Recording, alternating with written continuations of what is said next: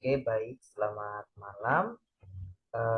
Ini saya rekamnya di jam 7:14 waktu Indonesia Tengah. Oke, sebelumnya saya Adrian akan menjelaskan sedikit terkait ada beberapa hal yang sudah dipaparkan atau sudah menjadi tanggung jawab dalam portofolio. Oke, yang pertama ini tentang menyiapkan draft PKWT. Jadi eh, untuk periode kerjanya itu selama 1 tahun dan mulai bekerjanya itu dari 1 Maret tahun 2023. Nah, dengan nama calon karyawannya itu seperti yang tertera di sini. Jadi jabatan yang akan diperoleh atau jabatan yang ditawarkan itu sebagai project manager dengan tugas utamanya untuk membuat aplikasi MSDM Kopi yang bisa diakses dari seluruh smartphone dengan operating system Android dan iOS. Oke. Jadi sebelum kita masuk ke draft PKWT-nya, jika dia mulai bekerjanya 1 Maret 2023 dengan masa kerjanya itu selama 1 tahun, berarti dia akan berakhir di tanggal 29 Februari tahun 2024. Nah, kenapa dikatakan demikian? Karena jika dia mulai kerjanya 1 Maret 2023, kalau berakhir di 1 Maret 2024, itu bukan menjadi 1 tahun lagi, tetapi menjadi 1 tahun 1 hari. Seperti itu. Jadi oke, di sini sudah saya siapkan draftnya. Kita akan lihat sama-sama.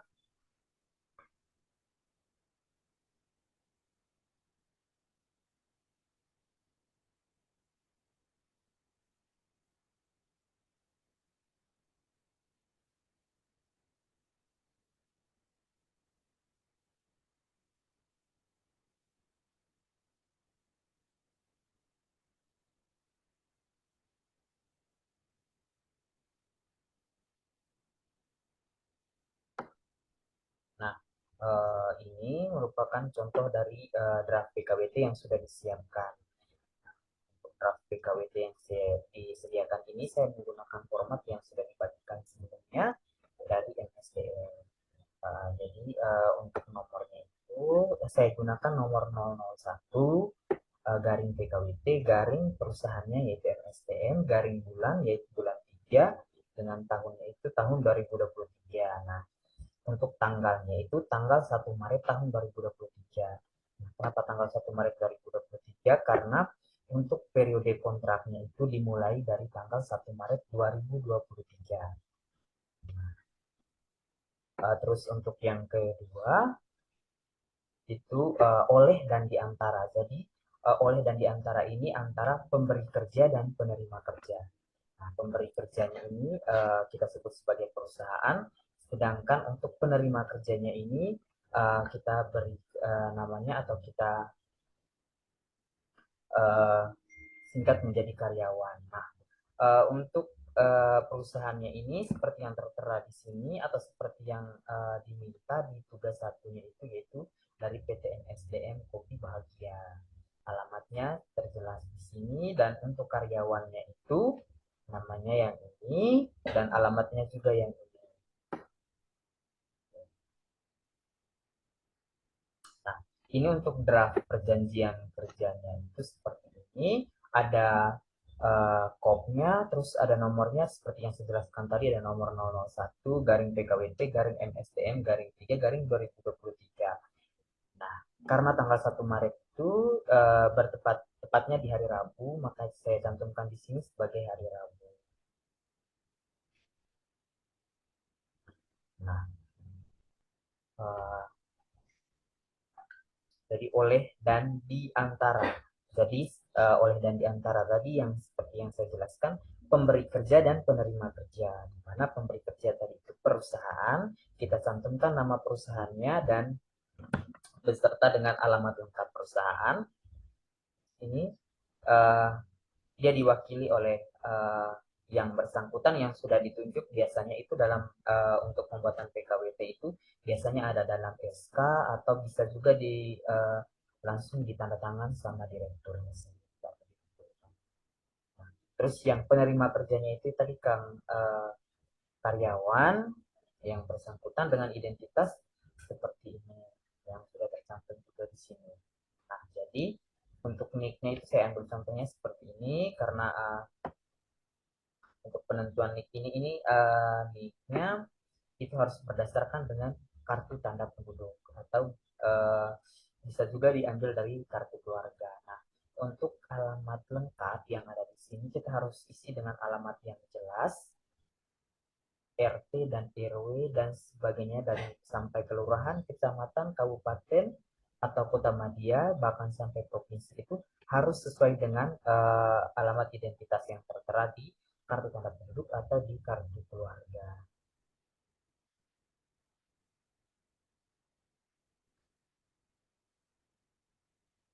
Oke, kita masuk ke yang sini. Perusahaan dan karyawan secara bersama-sama selanjutnya disebut sebagai para pihak. Nah, para pihak dengan ini terlebih dahulu menerangkan hal-hal sebagai berikut. Untuk perusahaan sebagai badan hukum perseroan terbatas yang ruang lingkupnya kegiatan usahanya bergerak di bidang food and beverage. Oke, selanjutnya uh, di poin kedua ini bahwa kegiatan usahanya perusahaan membutuhkan sumber daya manusia atau SDM yang dimiliki keahlian dengan keterampilan di bidang project manager.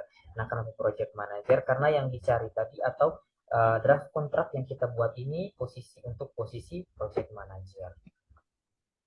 Jadi sudah masuk juga sama seperti ini.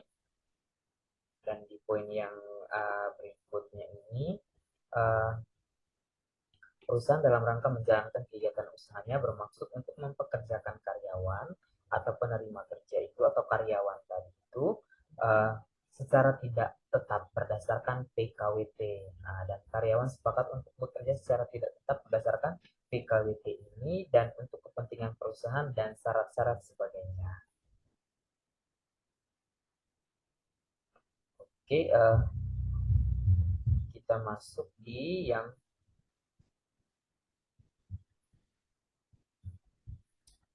pasal 2 dan pasal 3 kita bisa lihat sama-sama di sini tapi kita langsung ke pasal 4 yaitu tentang pekerjaan. Nah, jadi jenis pekerjaannya itu ditentukan oleh perusahaan beserta dengan deskripsi pekerjaannya itu ditentukan oleh perusahaan. Nah, bahkan untuk lokasi pekerjaannya itu pun ditentukan oleh pemberi kerja atau perusahaan. Ya, nah, seperti yang tadi jenis pekerjaan itu yaitu project manager dengan deskripsinya itu membuat aplikasi yang bisa diakses dengan mudah dari seluruh smartphone dengan operasi sistem Android dan iOS. Berarti bisa digunakan di smartphone. Jadi untuk yang Android bisa digunakan, begitupun juga untuk yang sistem iOS atau yang di iPhone. Nah, untuk waktu kerja, dari waktu kerjanya itu ditentukan harus sesuai dengan undang-undang yang berlaku. Nah, untuk waktu kerja dalam satu bulan berlangsung mulai dari tanggal pertama sampai dengan tanggal terakhir bulan berjalan. Berarti dari tanggal 1 sampai dengan tanggal 30 atau tanggal 31. Kalau bulan Februarinya berarti tanggal 1 sampai dengan tanggal 28 Februari atau sampai dengan tanggal 29 Februari. Seperti itu. Mohon maaf sebelumnya mungkin agak ribut karena memang kondisinya di sini kurang bersahabat, jadi saya mohon maaf. Uh, Nah, untuk waktu kerjanya itu, yang poin yang keduanya ini, itu jumlah jam kerja sebanyak 40 jam. Nah, 40 jam dalam satu minggu. Nah, jumlah hari kerja adalah sebanyak 5 hari, yaitu hari Senin, Selasa, Rabu, Kamis, dan Jumat. Berarti perhitungannya itu 5 hari kerja, 2 harinya off. Berarti perhitungannya kalau kita biasanya dunia kerja disebut dengan 5, hitungannya 52. Berarti seperti itu, 52. Nah, untuk mendapat 40 jam ini tinggal dibagi saja 40 jam dibagi dengan 5. Berarti satu harinya itu berapa jam kerja. Nah, dalam menentukan jam kerja juga ini kita harus perhatikan juga dengan jam istirahat dari masing-masing karyawan. Nah, untuk jam kerjanya itu sudah dijelaskan di poin C. Di poin C-nya itu ada 8 jam dengan ketentuannya itu hari Senin sampai dengan Kamis masuknya jam 8 pagi dan selesainya jam 5 sore. Nah, untuk hari Jumat mulainya jam 8 pagi dengan pulangnya itu atau selesainya itu jam 17.30 atau setengah 6 sore. Ya, itu untuk tentang waktu kerja. Nah, kita lihat juga ada catatannya ini tentang istirahat kerja. Nah, untuk di hari Senin sampai dengan eh, hari Kamis berlangsung, itu kan untuk jam istirahatnya berarti berlangsung 1 jam, yaitu eh, dari jam 12 sampai dengan jam 1. Nah, sementara hari Jumatnya itu dari jam setengah 12 sampai dengan jam 1. Nah, ada ketentuan lainnya juga, ada istirahat mingguan sebanyak 2 kali dalam 1 minggu. Untuk cuti tahunannya itu biasanya itu 12 hari dalam setahun, atau perhitungannya itu 1 kali dalam 1 bulan. Ada juga dalam libur resmi. Nah, libur resmi itu biasanya sudah tercantum di dalam peraturan perundang-undangan, misalnya pada saat hari raya Nyepi, hari raya Natal, hari raya Idul Fitri dan sebagainya, itu biasanya ditentukan sebagai hari libur nasional. Dan ada juga beberapa hari-hari lainnya yang memang diwajibkan kita untuk libur. Nah, oke, kita masuk ke pasal 6 itu tentang upah ya. Jadi untuk upahnya itu sesuai dengan instruksi bahwa untuk upah pokoknya itu sebesar 10 juta per bulan. Nah, terus untuk besaran tunjangan tetap dan tidak tetapnya kawan ditentukan sesuai dengan peraturan perusahaan. Jadi ini untuk besaran upah pokoknya kurang lebih 10. Nah, uh, kita masuk ke pasal 7 itu tentang berakhirnya perjanjian. Untuk berakhirnya perjanjian itu karena dari jangka waktunya itu tadi 1 tahun, berarti 1 tahun itu sama dengan 12 bulan. Nah, untuk 12 bulan itu tadi mulai perjanjiannya itu di tanggal 1 Maret tahun 2023, karena nanti di bulan Februari tahun 2024 itu sampai dengan tanggal 29 Februari 2024, maka perjanjiannya itu berakhir sampai dengan tanggal 29 Februari 2024. Nah, itu untuk jangka atau jangka kerjanya. Nah, oke.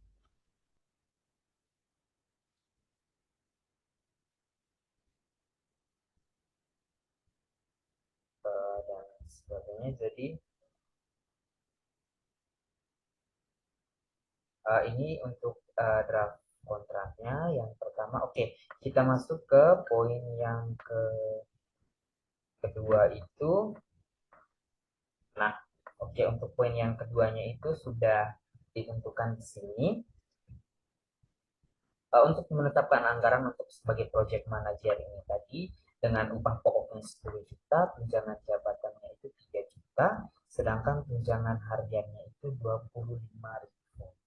Nah, jadi kita diminta perhitungan upah 1 bulan untuk project manager dengan data awal karyawan mulai bekerja 1 Maret 2023. Karyawan bersangkutan tidak memiliki NPWP, status perkawinan menikah dengan 1 anak, waktu kerja 6 hari dalam seminggu, periode absensi tanggal 26 April sampai dengan 25 Mei 2023, dan upahnya dibayar tanggal 30 Mei 2023. Oke, kita lihat di sini.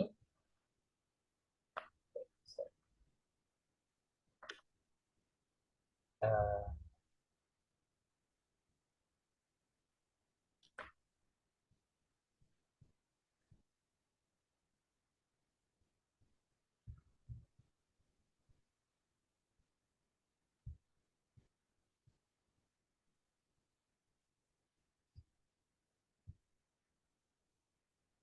oh ya, saya oh ya.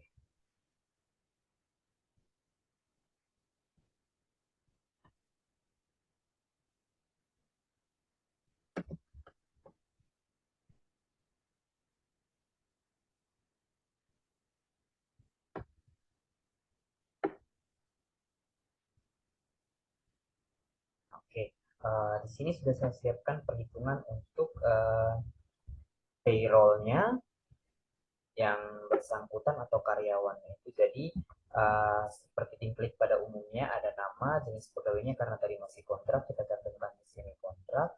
Untuk status perkawinannya itu kita masukkan dalam K garing 1. Nah, Yang bersangkutan tidak memiliki NPWP, makanya kita tidak memiliki NPWP. Nah, sementara mulai bekerjanya itu bulan Maret 2023. Nah, untuk metodenya gross, kenapa dikatakan gross? Karena PPh ditanggung oleh karyawan atau menjadi potongan dari upah yang diterima dalam setiap bulan. Jadi dalam perhitungan upahnya itu nanti sudah dipotong dengan PPh. Nanti kita masuk ke template-nya. Untuk upah pokoknya tadi sudah dijelaskan bahwa upah pokoknya itu 10 juta.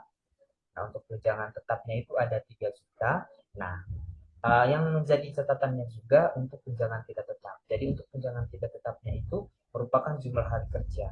Jadi untuk periode dari bulan untuk periode bulan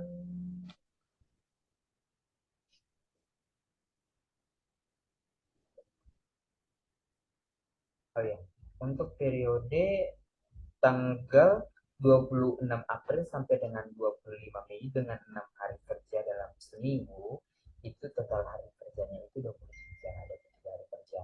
Nah, untuk 23 hari kerja, jadi satu harinya itu tunjangan hariannya itu dikalikan dengan 25.000. Jadi 25.000 dikalikan dengan jumlah hari kerjanya tadi 23, maka didapat 575.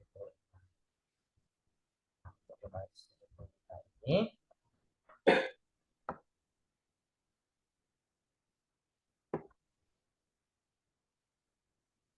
oke, lemburnya tidak ada, bonusnya tidak ada, untuk kompensasi PKWT-nya tidak ada. Kenapa tidak ada? Karena ini PKWT-nya belum berakhir, belum berakhir, jadi atau belum selesai, jadi masih dalam masa kontrak.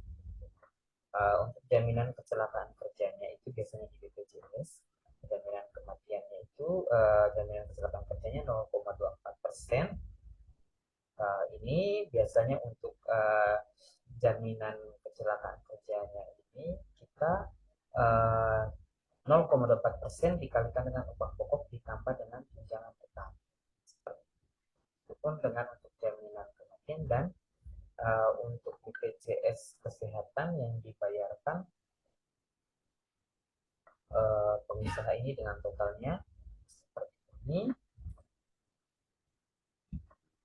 Nah, jadi kita akan dapatkan untuk penghasilan bruto sekolah.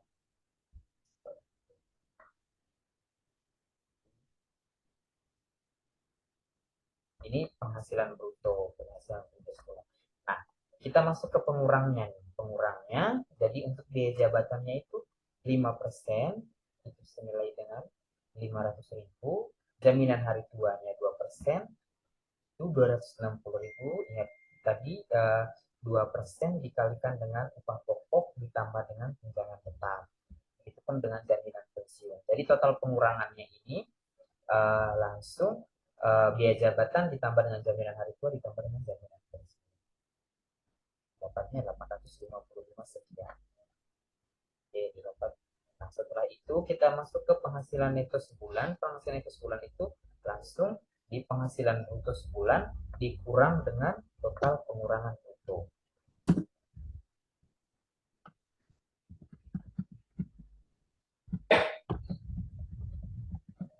Nah, jumlah bulan sejak bergabung bekerja itu karena kita bergabungnya dari Maret, makanya kita hitungnya ini sampai 10.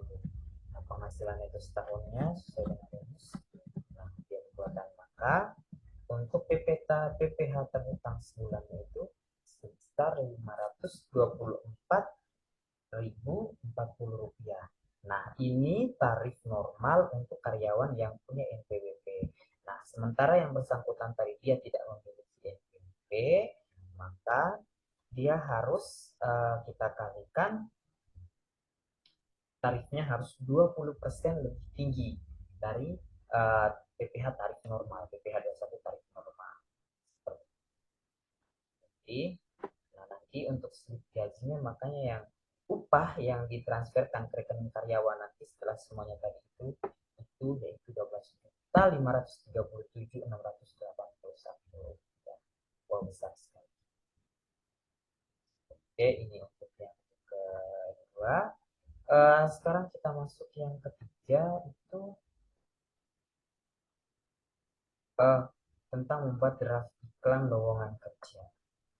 Nah, untuk membuat iklan lowongan kerja ini, jadi kita tidak bisa membuat atau hanya asal membuat dalam membuat iklan kerja. Nah, yang pertama itu kita lihat ada beberapa hal, yaitu background pendidikan, terus yang berikutnya juga kita mau target kita untuk menempatkan eh, nanti info lowongan kerjanya itu di mana, ingat menggunakan bahasa yang baik. Terus jangan lupa intinya dia itu tidak ambigu. Maksudnya tidak ambigu bahwa job desk atau kriteria pekerjaannya itu kita harus cantumkan dengan jelas. Jadi sebelum saya masuk ke dalamnya untuk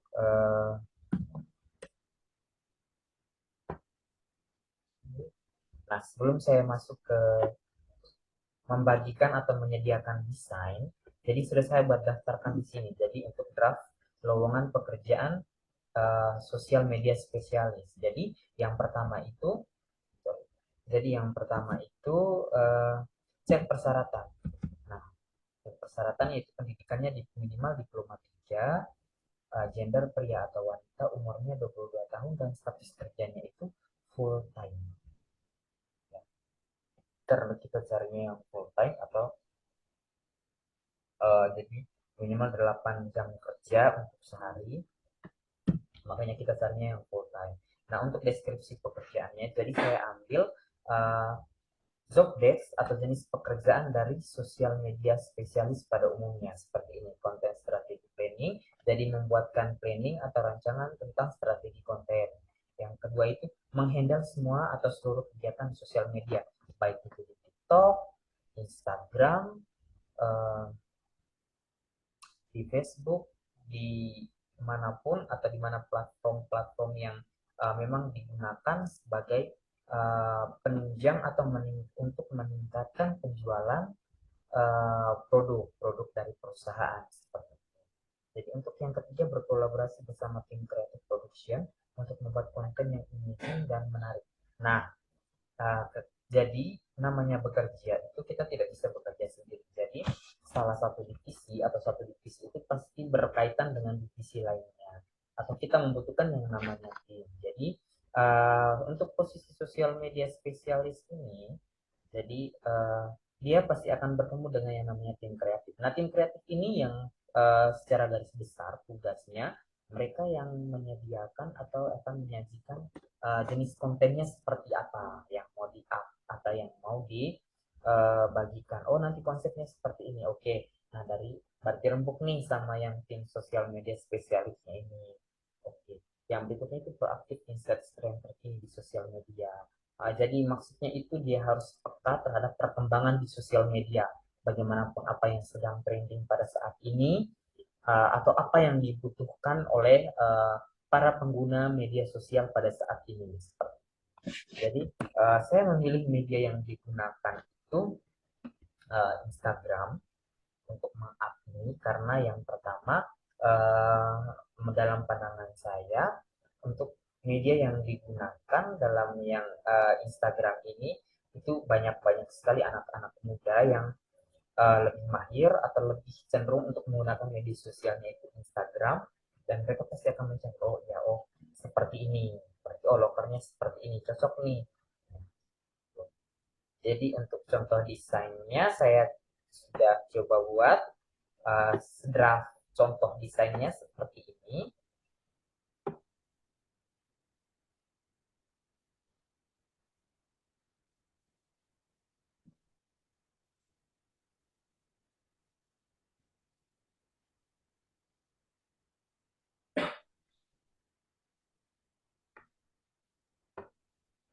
Oh ya, jadi ini,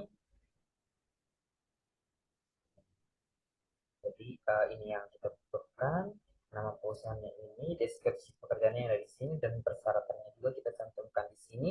Nah, untuk send CV-nya itu atau apply-nya itu langsung ke alamat email yang tertera di sini. Oke, itu yang ketiga. Sekarang kita masuk poin yang terakhir atau poin yang keempat itu tentang membuat program learning and development untuk seluruh kru. Nah, jadi secara garis besar saya sudah sediakan ini. Jadi sebelumnya itu yang pertama-tama kita harus menyediakan namanya form kebutuhan training. Nah, untuk form kebutuhan trainingnya ini,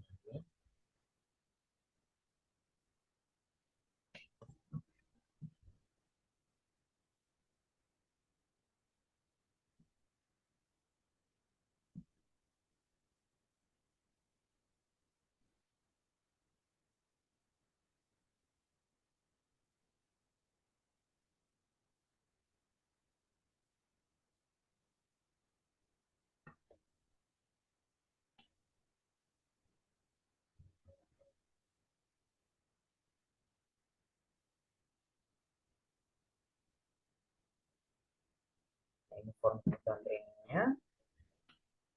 Training apa yang mau kita gunakan.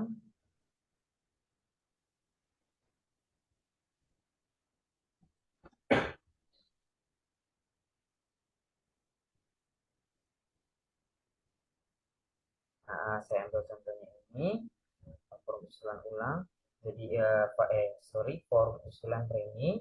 Jadi nama karyawannya misalnya ada tiga, ada tiga dari masing-masing posisi dan masing-masing departemen. Untuk posisi ini ada asisten manajer marketing, ada sosial media spesialis, ada juga barista. Departemen itu dari marketing sama FO. Nah, untuk usulan training yang akan diikuti itu dari asisten manajer marketing yaitu meningkatkan penjualan melalui media sosial. Bagaimana kita memaksimalkan atau menggunakan media sosial itu, entahkah kita menggunakan selebgram ataupun nanti, tapi di yang pelatihan yang dia ikuti atau training yang dia ikuti itu harus uh, melalui ini, dia harus mengetahui bagaimana meningkatkan penjualan produk itu melalui media sosial. Nah, terus untuk posisi yang kedua ini memaksimalkan Instagram sebagai media promosi. Jadi uh, di media promosi, karena mungkin sekarang itu untuk media promosi selain TikTok yang paling high itu Instagram. Jadi untuk Instagram itu, apalagi anak-anak muda yang sekarang itu pasti mereka mencari spot foto yang istilahnya Instagramable. Jadi bagaimana kita membuat konten di Instagram itu semenarik mungkin biar banyak pengunjungnya dan bahwa tempat kita itu semakin banyak dikenal dan omsetnya itu semakin besar. Nah, kalau yang ketiga ini tentang barista, bagaimana meningkatkan kepuasan customer tentang rasa malah dan sebagainya. Seperti itu. Jadi, itu mungkin yang bisa saya sampaikan pada saat ini yang tentang uh, beberapa poin ini. Jadi, kurang dan lebihnya saya ucapkan permohonan maaf dan terima kasih. Mungkin itu saja yang bisa saya sampaikan dan selamat